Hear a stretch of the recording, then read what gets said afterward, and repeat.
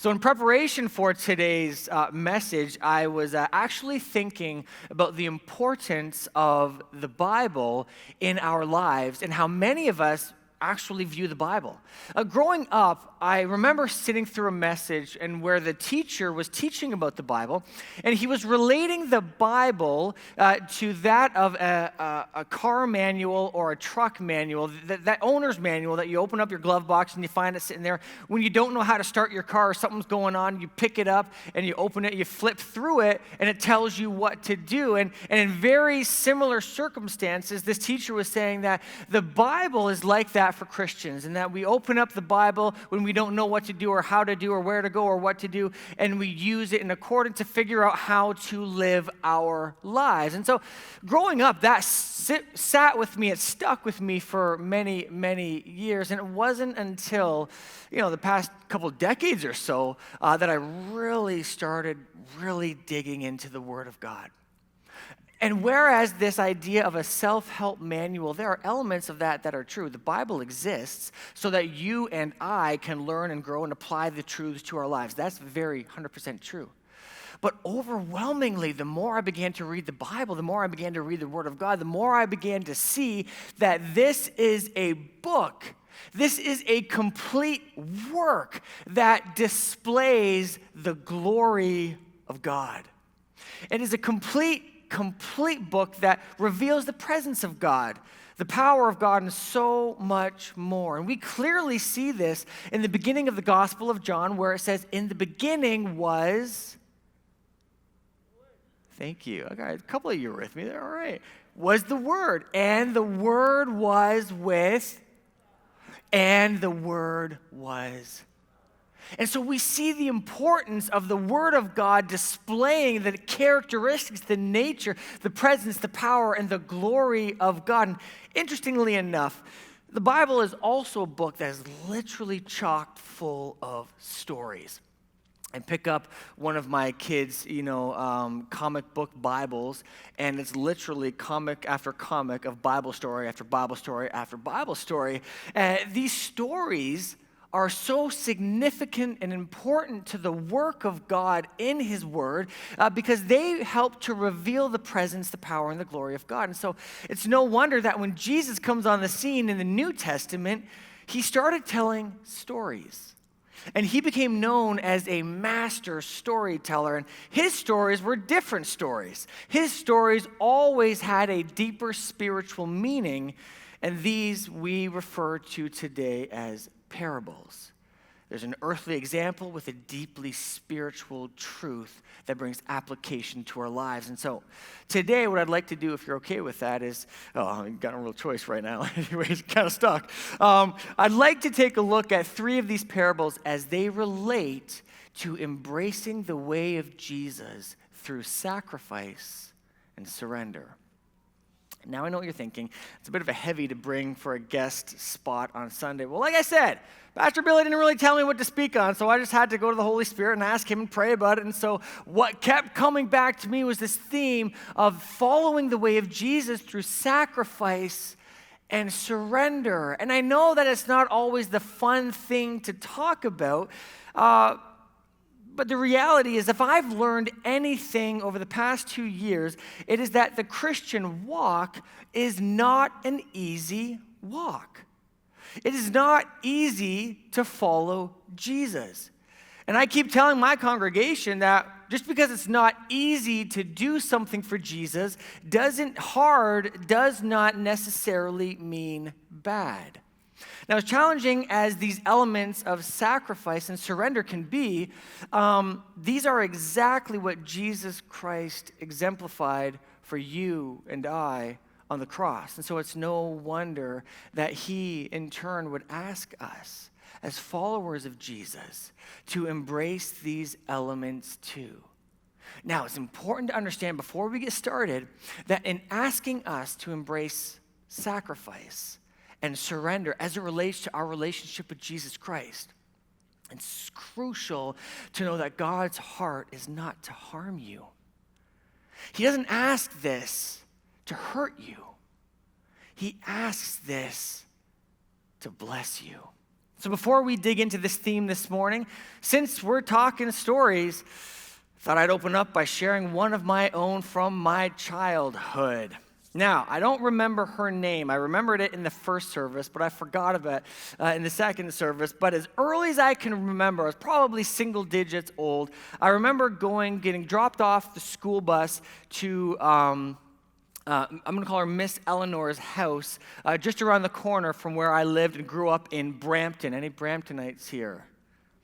God bless you, I got out. So here's the deal. I love Brampton. It'll always be my home. And so I remember going over there. There were a bunch of kids that were there in her house. And Miss Eleanor she loved Cabbage Patch dolls. Like, loved Cabbage Patch dolls. And she would make her own.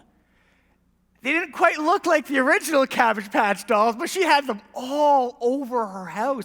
And we would sit in her living room with all these dolls on the walls, just kind of looking down at us. And then she would proceed to tell us a story, kind of like Bible time, Jesus time, kind of a Sunday school idea. And it was something that we did on a weekly basis for years. And I remember one specific story that she told us, and it was entitled Cap Gun for Jesus.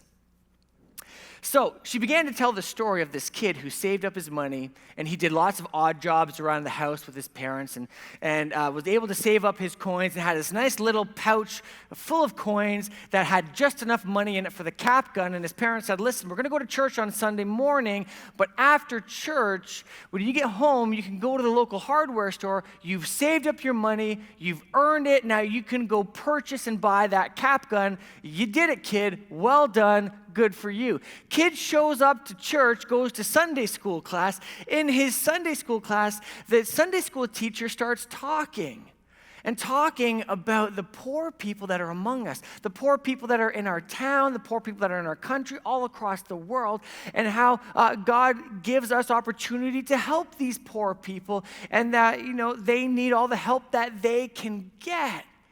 And all of a sudden, this kid's sitting there listening to this story, and he's feeling this something going on in his heart. And at the end of this story, he walks up to his Sunday school teacher with a pouch full of coins, puts it on her desk, and says, I think I need to give this to you to give to the poor people. I was saving this for a cap gun, but I don't think I really need the cap gun anymore. I think this needs to go to these poor people who really need, to help be fed and so on and so forth. The Sunday school teacher was amazed and said, yeah, sure, absolutely. I'll do that, no problem. As a child, this story deeply, deeply touched me, and it challenged me to my very core, because I had a cap gun. I had a cap gun that I loved. And this cap gun that I loved, I did not want God telling me that I was to give it away to someone else.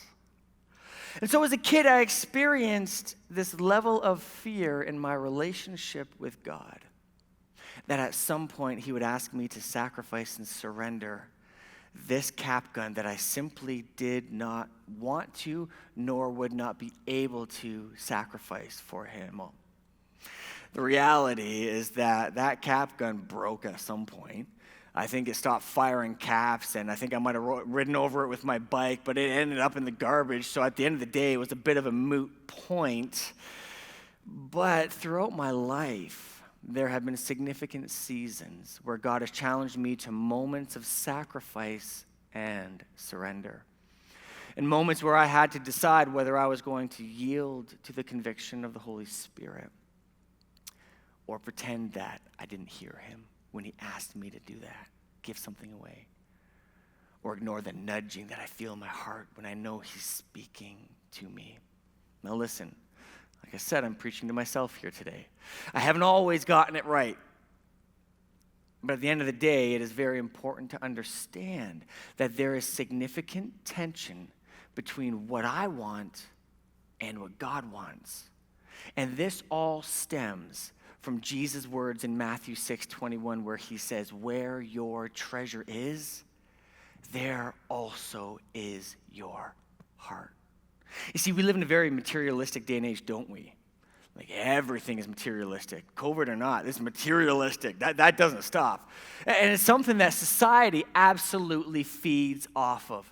Much of our economy, whether you realize it or not, is built on the concept of more, better, newer, cooler, buy. You don't ever see ads or commercials that encourage us to be content with what we have, because ultimately, greed is a major driving force in commerce and ultimately our economy. And because society is super saturated with this culture of want, it's not hard to see how this can very easily affect Christians. And if we aren't careful, we too can fall prey to embracing a culture of want. Not only in society, but also when it comes to following Jesus. And whether we like to admit it or not, the reality is that what we want gets our attention. Another way to put that would be what I want ultimately gets my worship. Because where your treasure is, there also is your heart. That word treasure here is quite significant. It's something that I'd like to draw your attention to because it is used consistently throughout Scripture. In the Greek translation, it's the word thesaurus, which simply means wealth and possessions. And so when we talk about treasure today, we're simply meaning wealth and possessions. And there are these two little obscure parables hidden in the middle of Matthew 13 that talk about this specific treasure, thesaurus, and our value system. And so I'd like to draw your attention to those two little obscure parables this morning. Matthew 13, 44 to 46. Some of you, you're familiar with the wheat and the tares. You're familiar with the soil and the seed. But are you familiar with the treasure in the field and the pearl of great price? Again, the kingdom of heaven is like treasure hidden in a field, which a man found and he hid. And for joy over it, he goes and sells all that he has and buys that field. Again, the kingdom of heaven is like a merchant seeking beautiful pearls, who when he had found one pearl of great price, he went and sold all that he had to buy it. Basically, Jesus uses these two little parables here to show us a startling truth about humanity. That whether we realize it or not, we willingly sacrifice for what we value. Did you catch that? There was no coercion. There was no fight. They willingly, the guy with the land, the merchant with the pearl, they willingly sacrificed because they wanted it. You see, what we want, we attribute value towards. And as such, because there's value, then we willingly sacrifice for it. However, if we don't want something, well, then it's hard for us to place a value system on it. And if we don't have value to it because we don't want it, well, then we're never really going to sacrifice for it. Does that make sense? If you want something, you attribute value towards it. And because it has value, you're willing to sacrifice for it. But if you don't want it, you're not going to put value towards it or the kind of value that it needs for you to go ahead and sacrifice for it. So our value system is very skewed, is based on our wants. And so we see in both of these parables that the landowner, when he found the treasure, he couldn't sell his other stuff fast enough in order to get the land so that he could get the treasure because there is value attributed to what he wants. It's the same thing with the pearl merchant. When he finds the pearl that he's been looking for his whole life, he too can't sell his other pearls fast enough in order to obtain it because there is value attributed to what he wants. And as such, he is willing to sacrifice for it. Do you see where we're starting to go here? Do you see the direction I'm starting to map out? Jesus then steps in and says, hey, just by the way, guys, this is not a real story. This is one of those stories with a hidden meaning. This is a parable and actually has nothing really to do with buried treasure in a field or rare pearls for that matter, but that these are simply metaphors for the greatest treasure that this world has ever seen, the gospel message of Jesus Christ and salvation. And by using the example of treasure and expensive jewelry here, he needs us to see that as much as we would willingly sacrifice everything for this earthly treasure and stuff that we want in the physical and stuff that simply doesn't last, we need to shift our focus from earthly treasure to heavenly treasure, where moth and rust do not decay. You see, if we want something, then we attribute value towards it, and if we value it accordingly, then we will sacrifice for it. But if the gospel message doesn't even make it into our short list of wants, then the reality is today, folks, that there's a good chance we will never attribute significant value to it because we don't want it. And as such, we will never truly embrace themes of sacrifice and surrender because for us, the gospel then has become more about what I want and what I feel and what I can get out of it. It becomes this self-centric kind of a thing because my value system is based on what I want. And it becomes all about me, me, me. And when the gospel is reduced to selfish gain, then we've completely missed the point. And we need to go back to the very cross of Jesus Christ, because the very cross of Jesus Christ, what does that teach us? Sacrifice, surrender. The gospel, as much as it is about saving our souls, as much as it is about us in that sense, it came at a price for Jesus. He sacrificed and gave everything so that we could have life. And so you see, there's another interesting, contrasting parable that goes along with this theme that Jesus teaches later on. Actually, they ride on the coattails of these very two treasure and pearl parables, but it's very, very different when we compare and contrast the three. Matthew 19:16-20 teaches us, behold, one came and said to him, good teacher, what good thing shall I do that I may have eternal life? And so Jesus said to him, the rich young ruler, why do you call me good? No one is good but one, that is God. But if you want to enter into life, keep the commandments. He said to him, which ones? And Jesus said, don't murder, don't commit adultery, don't steal, don't bear false witness, honor your parents, and love your neighbor as yourself. The young man said to him, sweet, all these things I have kept from my youth. What do I still lack? Jesus said to him, well, if you want to be perfect, go. Sell what you have and give to the poor, and you will have treasure in heaven, and then come follow me. But when the young man heard that saying, he went away sorrowful, for he had great possessions. The premise of this story is very clear. The young man wanted to follow Jesus, and he wanted the heavenly treasure that Jesus offered, but he was not willing to let go of his earthly treasure to do so. He simply could not have his wealth and follow Jesus according to this parable. And so the question that comes out of this is why? Why could he not have his wealth and follow Jesus? Certainly there are wealthy people all over the world and follow Jesus. I don't understand what's going on here. The problem was that for the rich young ruler, he did not have wealth. His wealth had him. Do you see the difference? For the rich young ruler, he didn't just have wealth, but his wealth had him wrapped around its very little finger. It controlled him.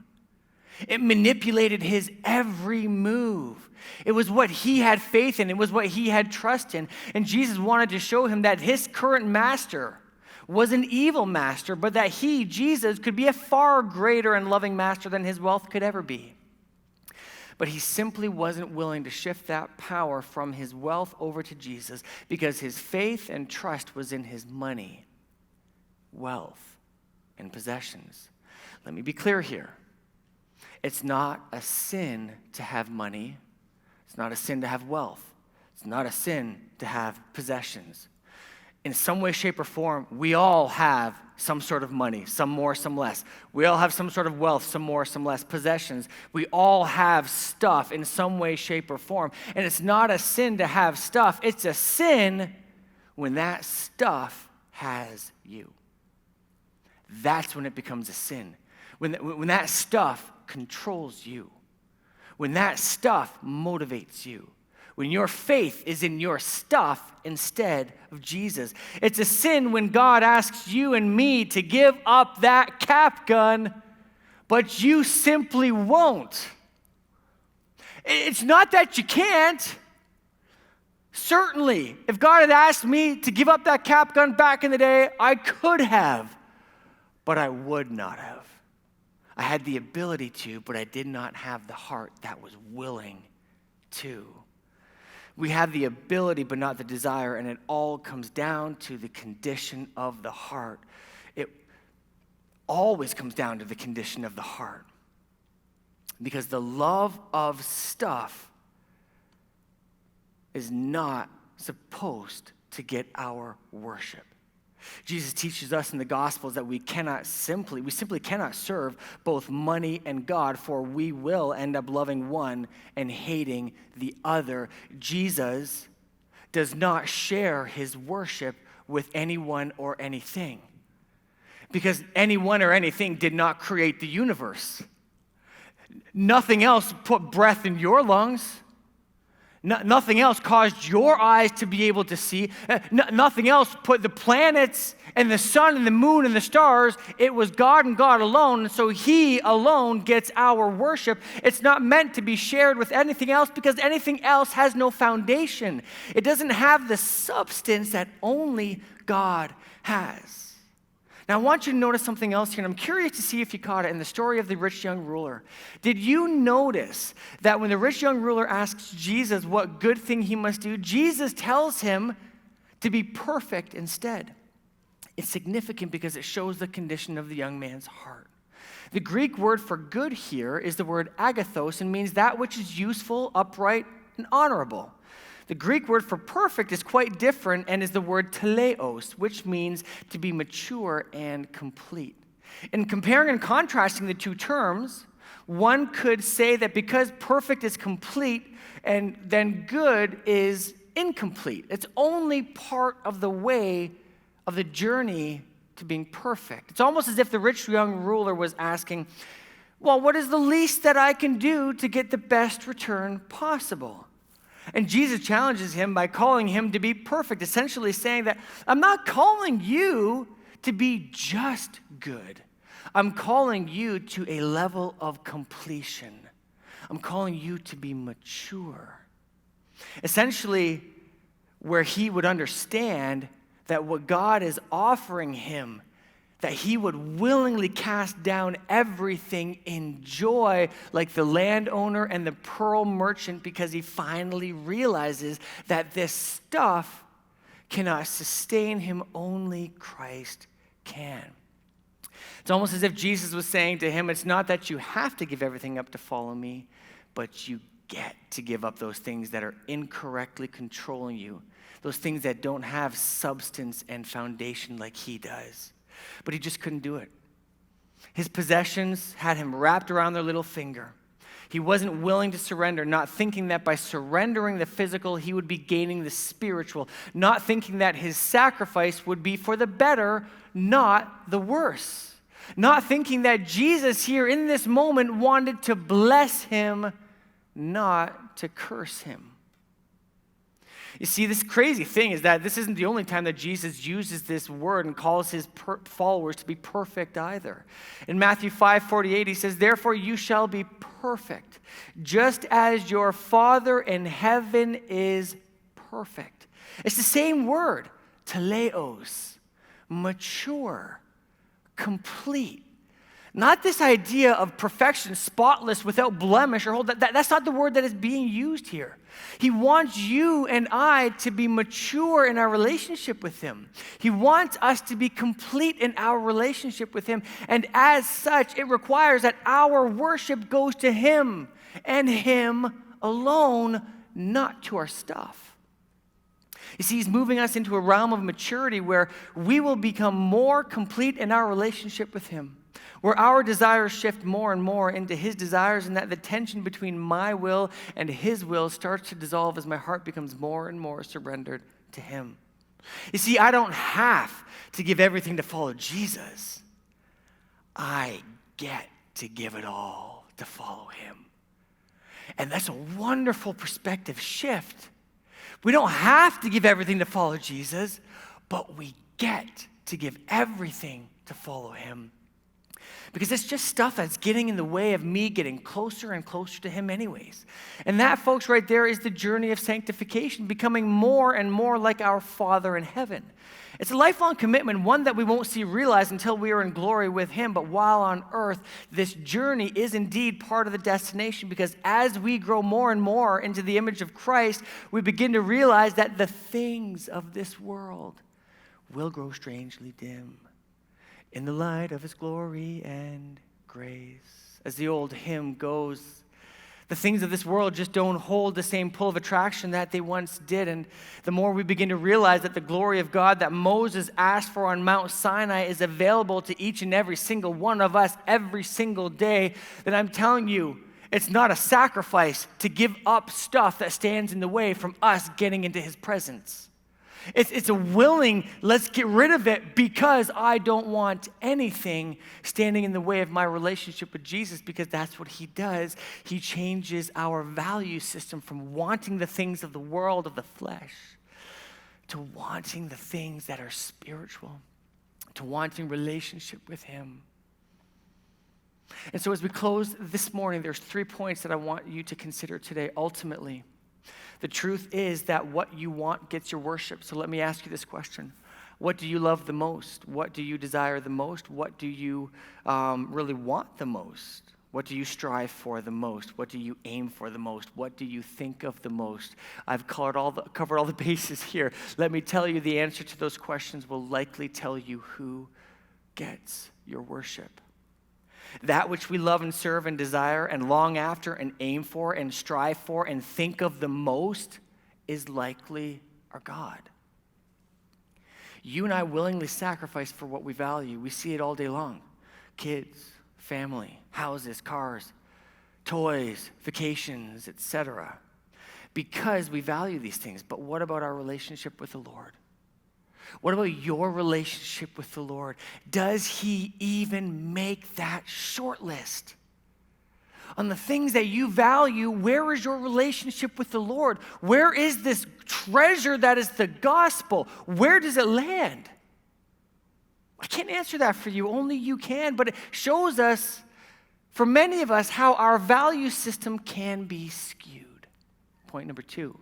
If I ask the question here today, how many of us are saved, I'm sure that overwhelmingly the vast majority of us would put our hands up and say, sure, we're saved. And sure, that's great. We identify as saved, but the real question here is this: are we surrendered? Sure, we're saved, but are we surrendered? Many of us identify as followers of Jesus Christ, but we have a hard time trusting him with every single area of our lives. We often put more faith and trust in things like job security, bank accounts, relationships, etc. But when these elevate and replace our trust in the Lord, then we have made idols out of these things, and we've broken some commandments, and that's a problem. Some of us have this warped concept that when God asks us to sacrifice and surrender, it's because he wants to harm us, but that is simply not true. God does not want to harm you, friends. He simply wants to bless you. And when he asks you to give something up or sacrifice something, and that is because ultimately it is for your good, not your harm.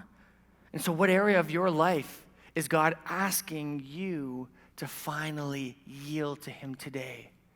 Remember, as you yield it, it's not for your harm. He asked you these things for your good. Point number 3.